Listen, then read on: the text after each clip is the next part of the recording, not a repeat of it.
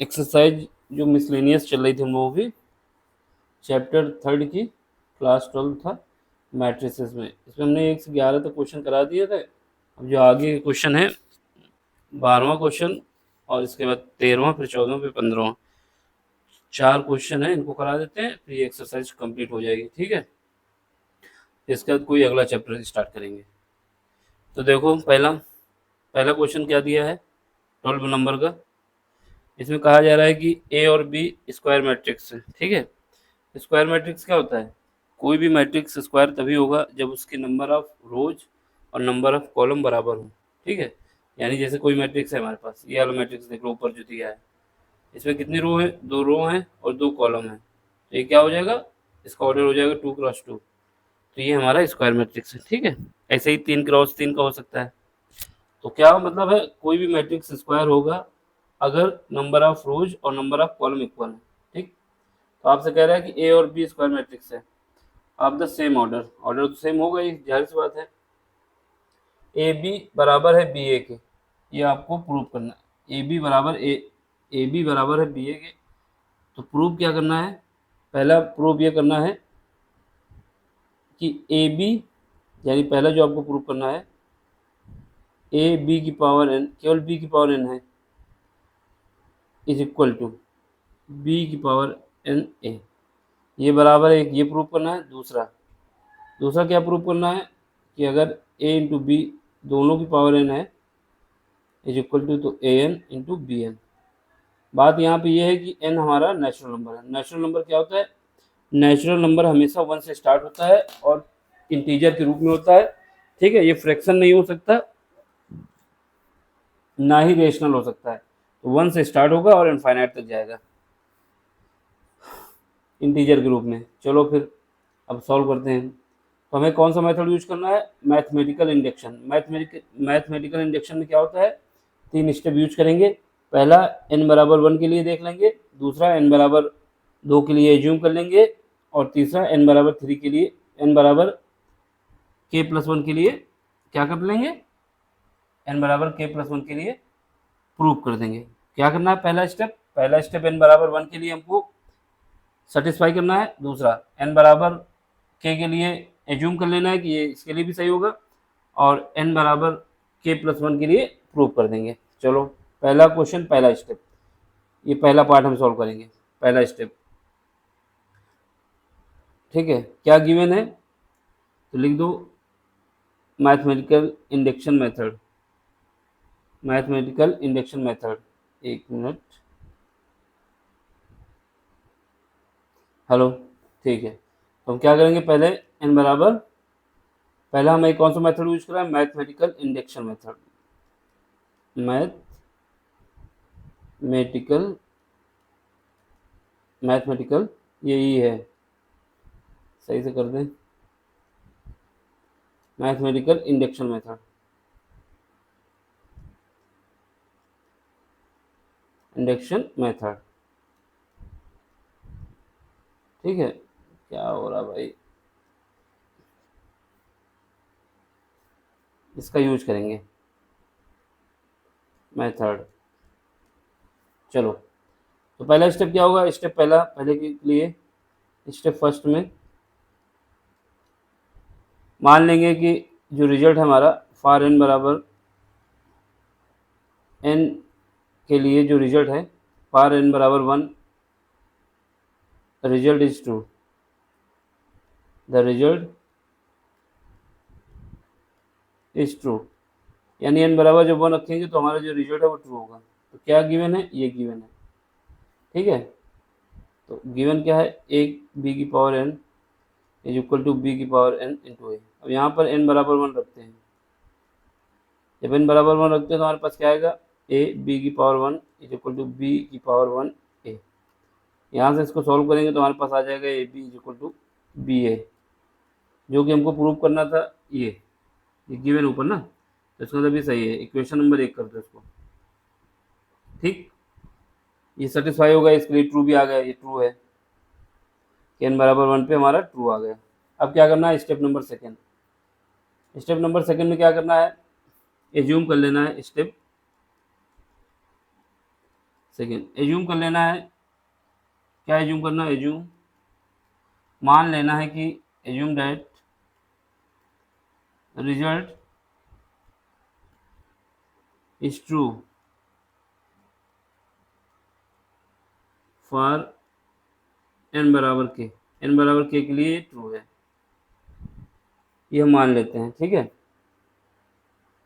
जब n बराबर 1 के लिए ट्रू है तो हम क्या करेंगे, जो हमको गिवन है, क्या गिवन है, n बराबर k के लिए n is equal to b n, ये गिवन है। इसमें क्या करना है, n बराबर k रख देना है। n बराबर जब k रखेंगे तो क्या आ जाएगा, b की power k is equal to b के ए, ये इक्वेशन नंबर हमारी सेकेंड हो जाएगी। ठीक है, अब क्या करना है, इसके लिए तो हमने एज्यूम कर लिया। तीसरे स्टेप में हम क्या करेंगे, तीसरे स्टेप में हम क्या करते हैं कि प्रूव करते हैं। क्या प्रूव करेंगे, स्टेप थर्ड। ठीक है, इसमें क्या करेंगे, प्रूव कर देते हैं। क्या प्रूव कर देते हैं, प्रूव दैट n बराबर k प्लस 1 के लिए ट्रू है, n बराबर k प्लस 1 के लिए ट्रू होना चाहिए। प्रूव दैट n बराबर k प्लस 1 के लिए ट्रू, तो रिजल्ट जो है मेरा ट्रू होना चाहिए, तो ये हम प्रूव कर देते हैं। ठीक है, n बराबर 1 के लिए तो क्या है हमारे पास गिवन, क्या है, b की power n is equal to b की पावर n a, जहाँ पर n है वहाँ पे k रख देते हैं, k प्लस 1, यहाँ पे हो जाएगा b की power k plus 1 is equal to b k plus 1 into a। ठीक है, अब हम क्या करेंगे, ये हमारा बन गया इक्वेशन नंबर थर्ड। अभी फ्रॉम इक्वेशन थर्ड का लेफ्ट साइड पार्ट ले लेते हैं। फ्रॉम इक्वेशन थर्ड लिख दो, टेकिंग लेफ्ट हैंड साइड क्या है, ए बी की पावर k प्लस 1 इन इक्वेशन थर्ड से हम ले लेते हैं। ठीक है, तो हमारा LHS क्या है, LHS इज इक्वल टू है ए बी की पावर k प्लस 1, इसको हम क्या लिख सकते हैं, a इंटू बी के इंटू बी लिख सकते हैं ना, इसको तोड़ के, तो पावर हट जाएगी, प्लस 1 आ जाएगा, तो इसको वैसे लिख सकते हैं। क्योंकि अगर हमारे पास कंडीशन क्या होती है, अगर हमारे पास x की पावर n प्लस 1 है तो इसको वैसे लिख सकते हैं ना, एक्स एन इंटू एक्स, वही बात है, यहाँ पे पावर ऐड हो जाती है जब इसको मल्टीप्लाई करेंगे। तो हमारे पास क्या है, ये वैल्यू जो है फ्रॉम इक्वेशन, ये वैल्यू जो, इस वैल्यू को हम कहाँ से पुट कर देंगे, इसकी जगह हम क्या रख सकते हैं, इक्वेशन नंबर सेकंड से ए बी की पावर k प्लस 1 की जगह ये रख सकते हैं। ठीक है, from equation third in equation second a b की power k is equal to लिख सकते हैं बी के इंटू ए, रख सकते हैं ना, बिल्कुल रख सकते हैं, तो रख देते हैं। तो यहाँ पे हमारे पास क्या आ जाएगा, ए बी की पावर k इंटू बी, इसकी जगह हम क्या रख रहे हैं, इक्वेशन थर्ड से क्या रख दिए, बी के, सॉरी जितना सोचो ना जल्दी आओ उतना जल्दी आ रहा है, तो बी के आगे आ जाएगा बी के इंटू ए इंटू बी। ठीक है, अब दोनों मल्टीप्लाई में है, ये क्या बन जा रहा भाई, तो दोनों मल्टीप्लाई में है, क्या करें, अरेंज कर लें, इस बी को यहाँ ले आते हैं, तो ये हो जाएगा बी के प्लस 1 इंटू ए, यही हमारा RHS है जो कि प्रूव हो गया। ठीक है, RHS देख लो इक्वेशन नंबर थर्ड का, यही तो था, हमारा प्रूव हो गया, तो पहला पार्ट हो गया। अब अगला क्वेश्चन देखो इसी का जो सेकंड पार्ट है, सेकंड पार्ट में क्या कहा गया है, देखो सेकंड पार्ट ये है कि ये हमको प्रूव करना है। Question second part, second part इसी में दिया हुआ है ना। क्या प्रूव करना है, ए बी की power n is equal to b की पावर n ए की पावर n, ये तो प्रूव करना है। देख लो एक बार, सॉरी सीक्वेंस हमने चेंज कर दिया है, ए की पावर n बी की पावर n, इसी वजह से देखा था हमने। क्या प्रूव करना है, ए की पावर n बी की पावर n, एक बार और मिला लो, ठीक है ये, ठीक। चलो फिर करते हैं, अब क्या करेंगे, इसको प्रूव करते हैं। पहला स्टेप इसमें क्या करेंगे, स्टेप फर्स्ट, स्टेप फर्स्ट में क्या करते हैं, n बराबर 1 के लिए चेक करते हैं। n बराबर 1 के लिए ट्रू होना चाहिए। n बराबर 1 जो इक्वेशन है उसमें पुट करते हैं, ए बी की power n is equal to a की पावर n बी की पावर n बराबर 1 रखते हैं। फार n बराबर 1, n बराबर 1 के लिए जब रखेंगे तो ए बी की power 1 is equal to a की पावर 1 बी की पावर 1, ये बराबर हो जाएगा a b is equal to a b. देख लो सही है, ठीक है, ये अगर ऐसा है तो ठीक है।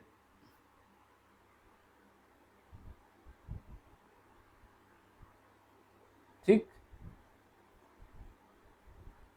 ये है। अब हम क्या करेंगे, इसको ये कर सकते हैं, इसका ट्रांसपोज ले लेते हैं।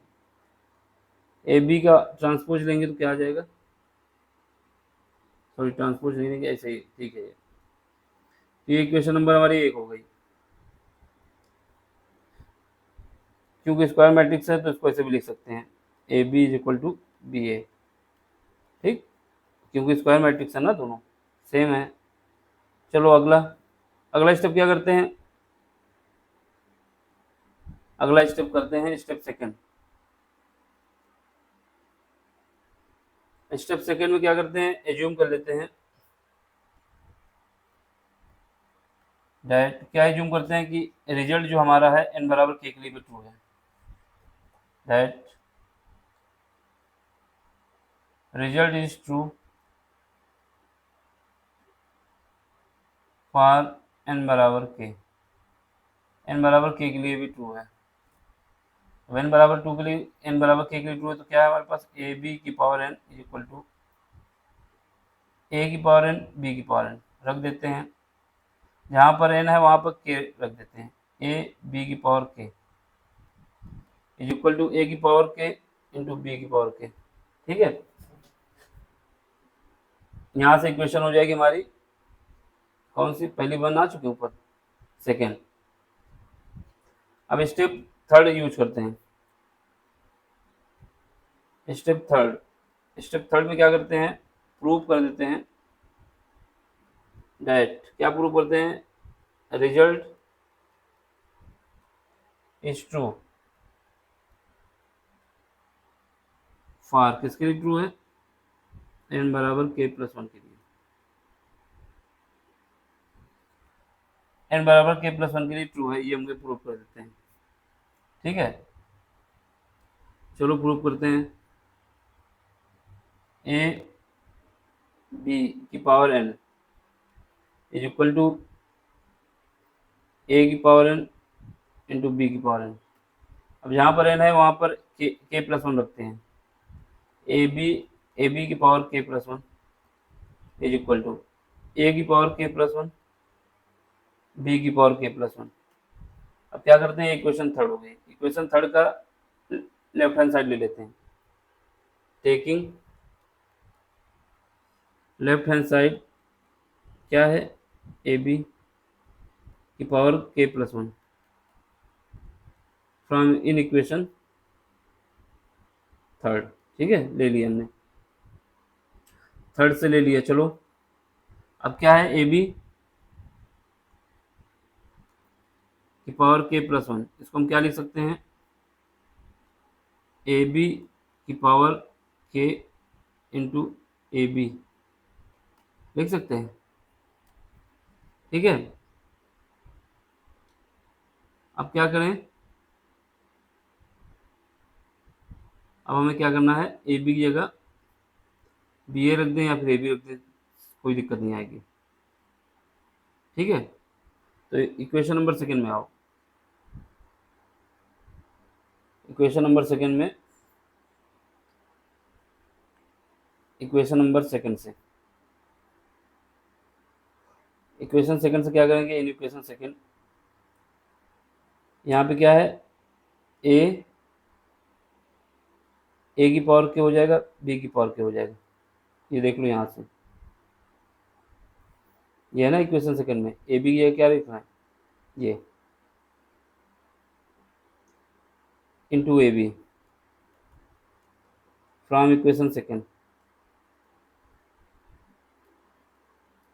ठीक है, अब हमें क्या करना है, इनको अरेंज करना है। ए को ए के साथ ले लो, ए के इंटू ए, एक जगह ये ले लो। बी को बी के साथ ले लो, बी के इंटू बी। और इनको जब मल्टीप्लाई कर दोगे तो ए के की पावर प्लस के प्लस वन, बी की पावर के प्लस वन। ठीक है, ये हमारा हो गया ए बी के प्लस वन, जो कि ये आर एच एस है, इसका मतलब प्रूव हो गया, हेंस प्रूव्ड। इस मेथड में कुछ नहीं करना है, बस हमें क्या करना है, 3 स्टेप यूज करने हैं। पहला स्टेप n बराबर 1 के लिए ट्रू होना चाहिए, दूसरा स्टेप n बराबर k के लिए एज्यूम कर लेंगे कि ये ट्रू है, और तीसरे स्टेप में n बराबर k प्लस 1 के लिए हम बता देंगे प्रूव करके हाँ ये इसके लिए भी सही है। ठीक है, अगला क्वेश्चन करो, क्वेश्चन नंबर 12 तो हो गए, 13 देख लो। 13 में क्या है, गिवन कह रहा है कि एक मैट्रिक्स ए है। ठीक है, एक गिवन है। अब आपको ये प्रूव करना है कि ए स्क्वायर जो है हमारा आइडेंटिकल मैट्रिक्स के बराबर है, तो उसकी कंडीशन क्या आएगी। अगर ए जो है आइडेंटिकल मैट्रिक्स के बराबर है तो उसकी कंडीशन क्या आएगी, कुछ नहीं करना, सॉल्व करना है केवल। क्या है गिवन, क्या है गिवन है ए, कितना गिवन है, alpha beta gamma minus alpha. ठीक है, ये हमको गिवन है, ये 13 है, क्वेश्चन नंबर 13 है। अब हमें पहले सबसे पहले जो गिवन है, क्या गिवन है, ए स्क्वायर बराबर आइडेंटिकल मैट्रिक्स है, ये कंडीशन का यूज करके इसको हमें सॉल्व करना है। देखो, आइडेंटिटी मैट्रिक्स उसी ऑर्डर का लिया जाता है जिस ऑर्डर का हमें कोई मैट्रिक्स गिवन है। तो यहाँ पे 2x2 ऑर्डर है, तो आइडेंटिकल मैट्रिक्स भी हमारा 2x2 का होगा। पहले सबसे पहले इन दोनों का मल्टीप्लाई कर देते हैं, alpha beta gamma minus alpha. ठीक है, फिर उसके बाद ये alpha beta gamma minus alpha, ये बराबर कर देंगे आइडेंटिटी मैट्रिक्स 1 0 0 1।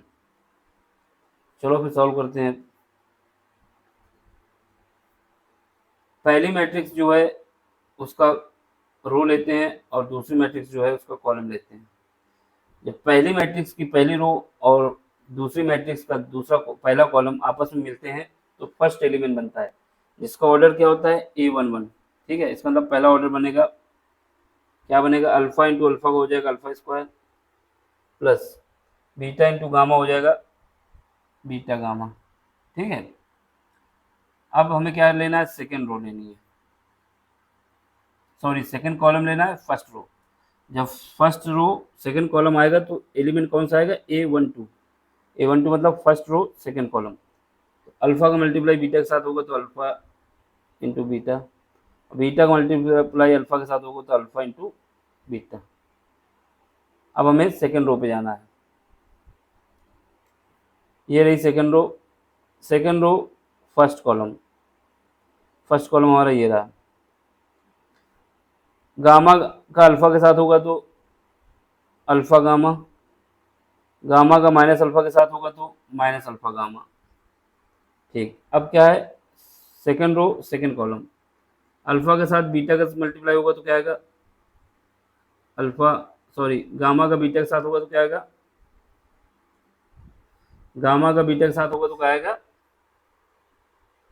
गामा बीटा, और अल्फा के साथ होगा तो क्या आएगा, प्लस का अल्फा स्क्वायर। ये माइनस है, ये भी माइनस है, तो अल्फा स्क्वायर आ जाएगा। ये बराबर आ जाएगा मेरा आइडेंटिटी मैट्रिक्स 1 0 0 1। ठीक है, अब यहाँ पे देखो, यहाँ से alpha square beta square, alpha square plus beta square, sorry beta alpha, ये इससे कट जाएगा, ये इससे कट जाएगा, तो यहाँ पे बचेगा 0, यहाँ पर भी बचेगा 0। यहाँ आ जाएगा अल्फा स्क्वायर प्लस ये क्या है, बीटा गामा, ये बराबर हमारा क्या आ जाएगा, 1 0 0 1। अब हमने बताया ये एलिमेंट बराबर है, ये बराबर हो जाएगा किसके, alpha square plus beta square, sorry beta gamma is equal to 1। इसको अरेंज कर दो, alpha square plus beta gamma minus 1 बराबर 0। कुछ नहीं, यही हमें प्रूव करना था, यही आ गया। तो ऑप्शन नंबर सी। अब सी है कि नहीं, इसके लिए क्या है, इसे ये क्या किया, माइनस से ये वाले पार्ट को राइट साइड भेज दिया, तो इसको हम ऐसे भी लिख सकते हैं, 1 minus alpha minus beta, alpha square minus beta बराबर 0। तो ये भी लिखा जा सकता है, जो ऊपर लिखा है वो भी लिखा जा सकता है। तो ऑप्शन मिला लो, अगर दोनों है तो दोनों है, तो ऑप्शन 1 केवल ये वाला सही होगा, सी। ठीक, ज़्यादा टफ क्वेश्चन नहीं था। 14 नंबर क्वेश्चन देख लो। 14 नंबर क्वेश्चन में कह रहा है कि आपको एक मैट्रिक्स ए है, अगर वो सिमेट्रिक भी है और स्क्यू सिमेट्रिक भी है, तो उसके लिए क्या होगा। ये तो सीधा हमको याद होना चाहिए। ऐसी कंडीशन तभी हो सकती है जब मैट्रिक्स कैसा हो, जीरो मैट्रिक्स हो। यानी एक मैट्रिक्स अगर जीरो मैट्रिक्स है तभी उसका स्क्यू सिमेट्रिक और सिमेट्रिक बराबर आएगा। क्यों, क्योंकि हमारे पास कोई मैट्रिक्स सिमेट्रिक होता है तो उसका ट्रांसपोज निकालते हैं, तो ये हमारा उसके बराबर आना चाहिए। तो ये कंडीशन है सिमेट्रिक की, कंडीशन है किसकी, सिमेट्रिक की। लेकिन अगर हम किसी मैट्रिक्स का ट्रांसपोज निकालते हैं और वो निगेटिव के साथ वो मैट्रिक्स हमारे पास आ जाता है, तो ये कंडीशन है स्क्यू सिमेट्रिक की।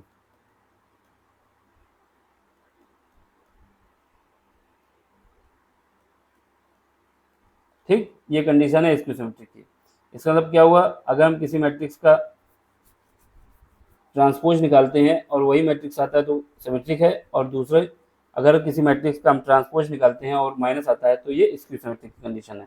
ठीक है, अब बात याद रखो एक बात, ये अगर हम कोई सा भी मैट्रिक्स लेंगे, अगर डायगोनल मैट्रिक्स लेंगे, डायगोनल मैट्रिक्स क्या होता है, जिसके डायगोनल के एलिमेंट कुछ भी हो, बाकी एलिमेंट जीरो हो, जैसे ये है बीटा गामा, बाकी सब एलिमेंट जीरो हो और मेन डायगोनल के एलिमेंट जीरो जीरो ना हो, तो ये हमारा डायगोनल एलिमेंट है। अगर यही 1 1 हो जाता है तो ये आइडेंटिटी मैट्रिक्स हो जाता है।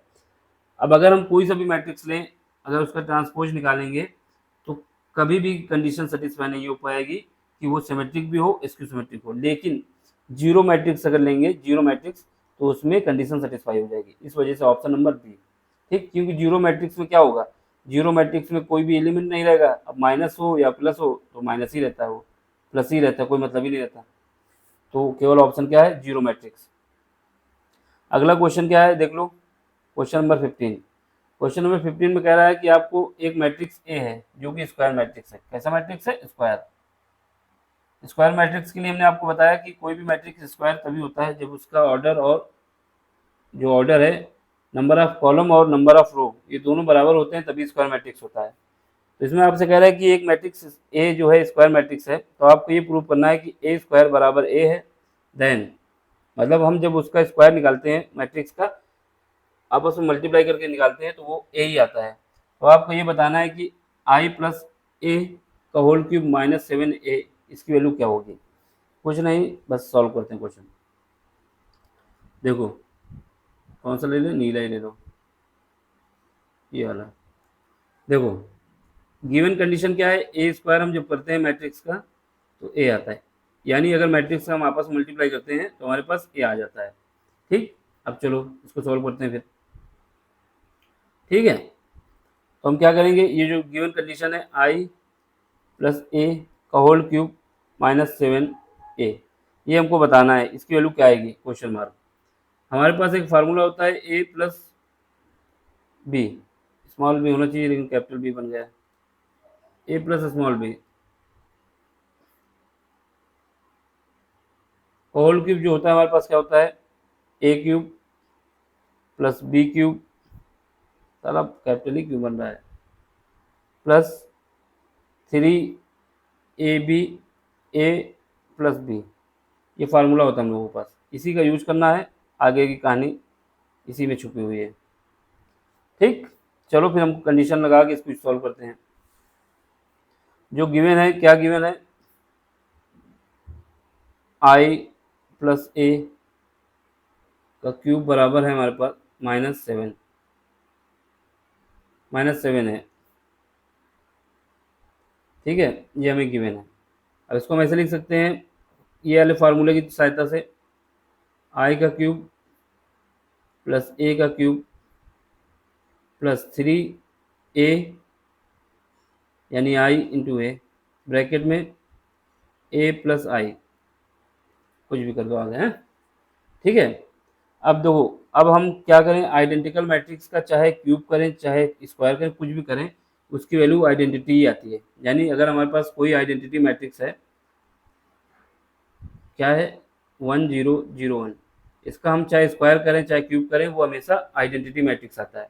यानी चाहे 2 बार मल्टीप्लाई करें चाहे 3 बार, सेम आएगा। तो ये तो मेरा आई हो जाएगा, कोई बात नहीं। अब यहाँ पे देखो, इसने बोला है कि हम जब ए स्क्वायर को अलग कर लेते हैं और ए को अलग कर लेते हैं, ठीक, प्लस यहाँ पे देखो 3i, इसको मल्टीप्लाई कर देंगे तो ए स्क्वायर हो जाएगा, फिर अंदर मल्टीप्लाई करेंगे तो 3i स्क्वायर ए आ जाएगा, माइनस का 7 है। ठीक, ये गिवन है। क्वेश्चन में हमें कंडीशन दी गई है, क्या कंडीशन दी गई देख लो, कंडीशन भी दी गई है। कंडीशन ये दी गई है कि जब हम मैट्रिक्स का आपस में मल्टीप्लाई करते हैं, ए स्क्वायर निकालते हैं तो वो ए आता है। तो हमें जहाँ ए स्क्वायर बनाया वहाँ ए रख दो, तो यहाँ पे आई आइडेंटिटी मैट्रिक्स, ये क्या हो जाएगा, ए हो जाएगा इंटू ए, प्लस यहाँ पर भी ए हो जाएगा, ये क्या है 3i ए। अब यहाँ पर क्या है, प्लस 3i ए, क्योंकि आइडेंटिटी मैट्रिक्स का स्क्वायर करेंगे तो वही आएगा, माइनस का 7a। ठीक है, अब देखो यहाँ पे हमारा आई रहेगा, ठीक, यहाँ पे इन दोनों को मल्टीप्लाई करोगे ए स्क्वायर हो जाएगा। ठीक है, यहाँ पे देखो, यहाँ पे आई से हटा दोगे तो क्या, आई किसी भी मैट्रिक्स को आइडेंटिटी मैट्रिक्स से मल्टीप्लाई करते हैं तो सेम मैट्रिक्स आता है, तो ये ए हो जाएगा, यहाँ पे भी 3a हो जाएगा, -7 है। ठीक, अब हमने बताया आइडेंटिटी मैट्रिक्स जब करते हैं तो क्या होता है, ये हमारा ए हो जाएगा, ये ए हो जाएगा ना। ठीक है, अब ये भी हमारा ए कितना हो जाएगा, 6a हो जाएगा, माइनस का 7 है। अब ये क्या है, आई, इन दोनों को ऐड कर दो तो 7a माइनस का 7 है, तो आपस में कट जाएगा, बचेगा आई। यही हमें प्रूव करना था। ठीक है, देखो इसके सारे क्वेश्चन हो गए, ये क्वेश्चन नंबर सी ऑप्शन। ये एक्सरसाइज कंप्लीट हो गई, मैट्रिक्स का पूरा चैप्टर हमने स्वाहा कर दिया, मतलब पढ़ा दिया। अब आपको क्या करना है, एक बार देखना है, क्वेश्चन नहीं समझ में आता तो कमेंट्स करें, एक एक क्वेश्चन कराएं, कोई भी क्वेश्चन छोड़ा नहीं है। ठीक, तो आपको क्या करना है, आपको लाइक करना है, शेयर करना है, सब्सक्राइब करना है और दोस्तों तक पहुंचाना है, अगर मेरा सपोर्ट करते हैं तो। नहीं करते हैं तो देख के ही काम चलाएं। ठीक, चलो टाटा bye bye, take care, love you to all, thank you for watching.